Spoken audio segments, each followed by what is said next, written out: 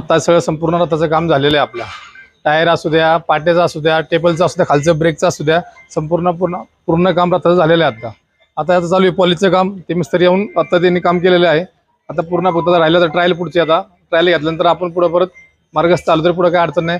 जे जे आपल्याला साहित्य लागतं रथासाठी ते आपण डबल आपण घेतलेले सगळ्या वस्तू, ब्रेकिंग असू द्या, सगळे वायरी असू द्या, सगळ्या गोष्टी आपल्या कुठेही प्रॉब्लेम येऊ शकत नाही। आता आपण अशी पूर्ण तयारी केलेली आहे रथाची।